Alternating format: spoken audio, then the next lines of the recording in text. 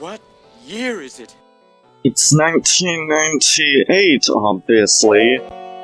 Which is why I'm uploading this to YouTube, a site that does not exist yet. Hooray for screwing with the space-time continuum! Hello, Mississippi Dukes, this is the Mississippi King, welcoming y'all back to more Let's Play Ocarina of Time. And in the last episode, we actually collected the Master Sword, and because we collected it, we traveled through time. So now Link is much older, and he can't use certain items. But in the last episode, we also collected a reward from the gold from the Skulltula house, which is why we now have over 200 rupees. We also collected the hook shot, which is going to be necessary for getting into the next dungeon. Also, that room back there that I just showed you off, I actually had no idea that room even existed. I mean, I guess you learn something new every day. But yeah, I'm actually surprised to see that. I guess there are some things even I have yet to learn about this game. But before we head on to the next dungeon, I wanted to stop by Lon Lon Ranch to see if I could do something in here to make our mode of transportation a bit easier for the rest of the game.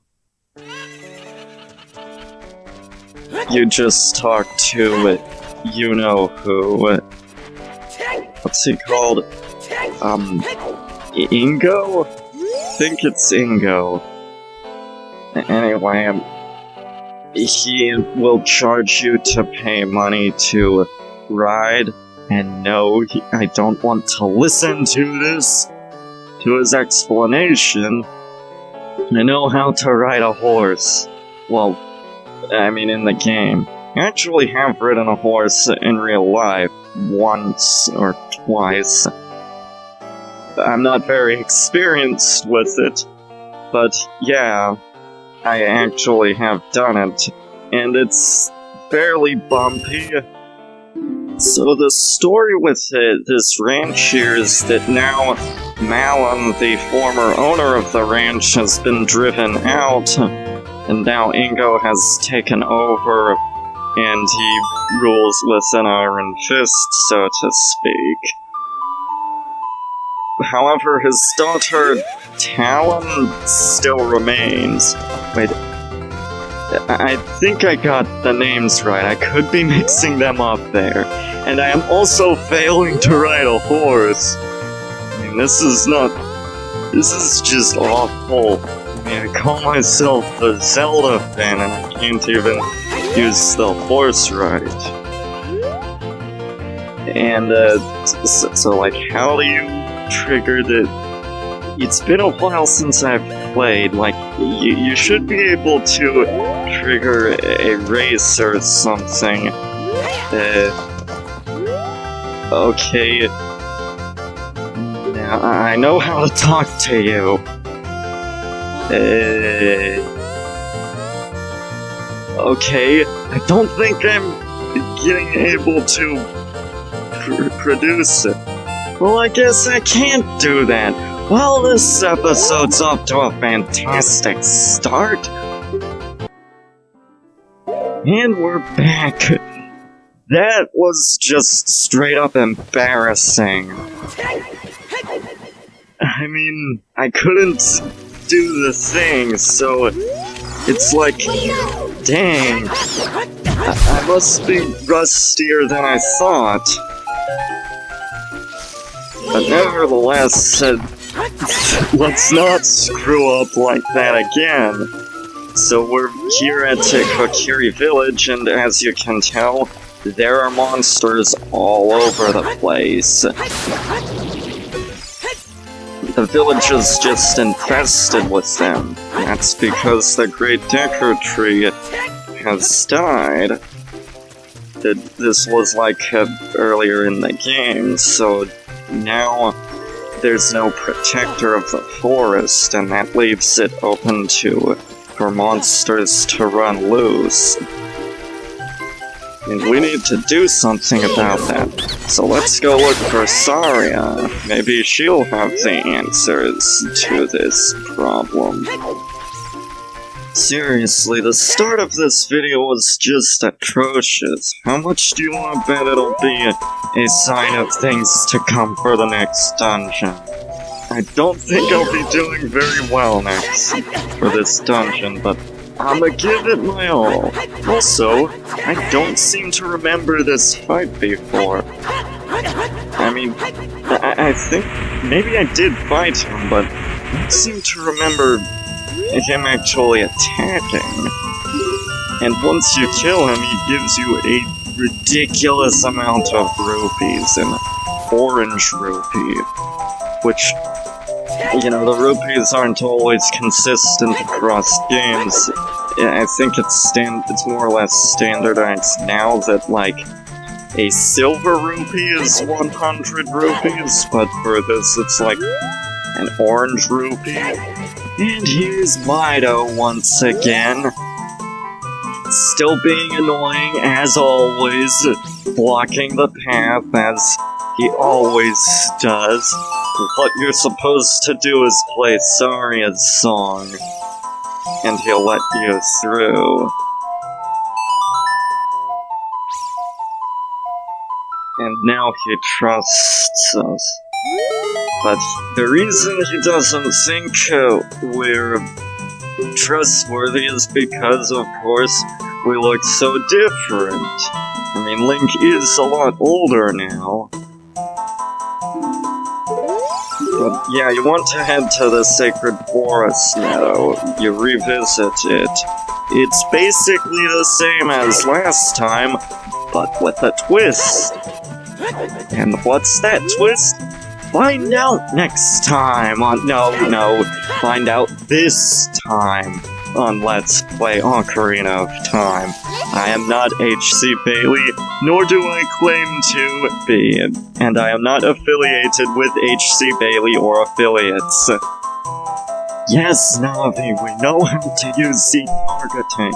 It's not like the game has told us like 1,000,000 times. Okay, seriously. Also, what am I doing without my hook shot? I gotta equip that. Yeah, and oh no, it's an evil bear that is like attacking at us.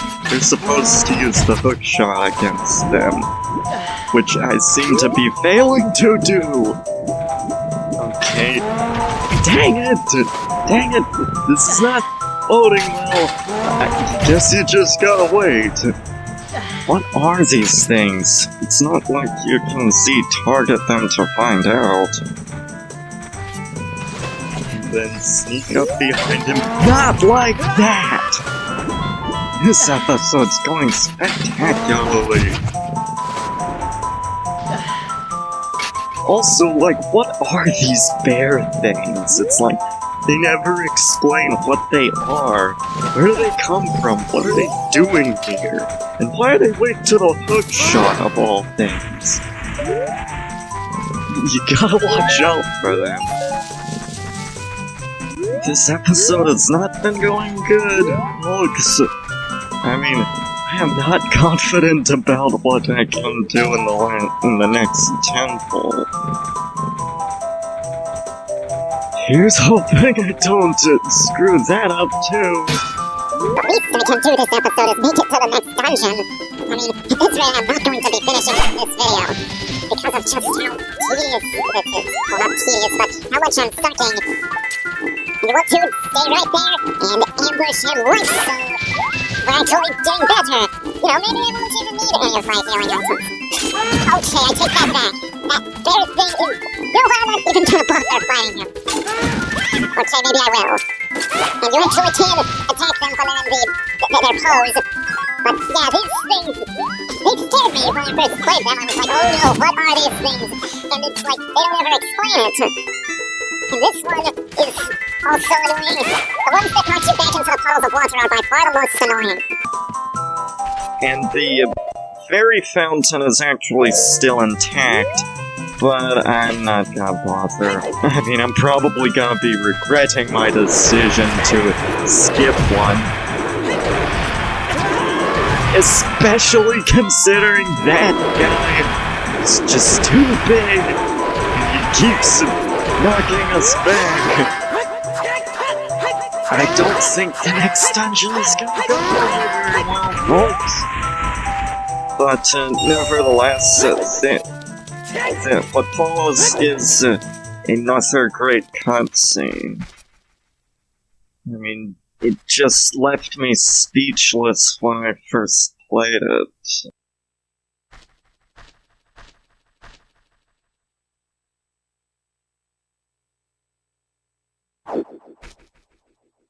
And Sheik appears once again. And Sheik is here to teach us a song. Yeah, the flow of time is cool. It does certainly feel like that a lot of times, where it's like, you know, I gotta make something, and it takes so long for me to get around to it, that it's like years have gone by, because, I mean, I've been wanting to do this whole Let's Play thing for a really long time. Like, all the way back in 2010, I believe. Which is, like, almost 8 years ago. But, yeah, she teaches us the Minuet of Forest. And it's an interesting song. And then Sheik, of course, disappears. So what you want to do after you've learned that beautiful song is hookshot up to the temple. This is the Forrest Temple. It is, in my opinion, one of the best dungeons in the game. I'd argue one of the best in the series. I mean, I don't know if it'd be in my top 5, but it is still an excellently designed dungeon. It's filled with a nice maze of choices, and there are so many alternate paths you can take. And I just love its unique design. There's just so much to admire about this dungeon. Also, on a side note, did I say that that orange rupee is worth 100 rupees? Clearly I must not have been paying attention. It's worth 200 rupees. I mean, that's just being stupid, as NCS would say. I guess I just wasn't paying any attention. Of course, I guess that also explains my horrible playing style. Why I've been so bad at this game so far. Not paying any attention. But in this dungeon I actually have a fairly decent idea of what to do, so this shouldn't be too long. I think maybe two videos in total, counting this one. Actually, when I first went into this dungeon, I didn't actually like it originally. Yeah, I actually thought that it was kind of annoying and tedious, but upon further analysis, I've come to enjoy it a lot more. Now I think it's one of my favorites. What you want to do, though, is head up the central path to get yet another key. So the gimmick with this dungeon is that these 4 ghosts have stolen the flames from them torches, and you want to bring them back, because these torches, when all 4 are lit, open the way to the boss. And this guy seems to love giving me some problems. Why am I not able to hit him? You know what? Screw it. He's not worth my time. These guys are, however, because you actually need to kill them in order to progress. I think this is actually the first time we're introduced to these enemies. These are Stalfos. I think that's the proper plural. Whatever. You just gotta keep attacking them, which I am being absolutely miserable at this fight. Maybe this dungeon is not gonna take 2 videos to complete. In fact, I may as well, just use some of my healing. Because I'll probably need it. This is not going over so well. Fortunately, when you kill them, it brings up a trash that reveals a key. And you can also get a fairy from that room. And I probably should put it in a bottle, but you know what, no. There's also a gold sculpture on the outside. You'll want to pick that up too. I'm not sure if I've found all of the gold sculptures in this dungeon. Nevertheless, this dungeon is going to be very interesting, and once again, I feel I should mention this. Koji Kondo's work is genius. His composition of this piece just builds it sets the scene so perfectly. It builds it, it makes it feel mysterious and unusual. And the dungeon design is so strange, and it has so many interesting things and puzzles to it. It's all about architecture. And this, I think, sets a standard for future Zelda dungeons, not just in this game, but also in the rest of the series, that they would be about more architectural puzzles rather than straight up finding your way through or just killing a bunch of enemies. Also, I can't believe I haven't mentioned this before, but this dungeon actually introduces us to silver keys. Well, small keys, actually. They are silver, but they're small keys. And, well, as well as locked doors. It also introduces us to a boss key. No kidding, there are pointed arrows on the floor. Like, seriously, is it necessary to explain all this stuff? Okay, now you want to just push these blocks along the floor. And because they take so long to push, I think it's time for a speed montage to make this stuff more bearable. Yep, time to go so fast that you probably can still tell that we're here and we're not actually traveling at 88 miles per hour right now. But nevertheless, it's still very boring. What do you expect me to say? I mean, it's pushing a block. Huzzah! Well, you also want to push another block on the next floor. Actually, I mean, this is taking so long. I think I'm gonna have to end the video right here, so see y'all next time. This is the Mississippi King signing out, and in the next episode, hopefully we'll finish the dungeon.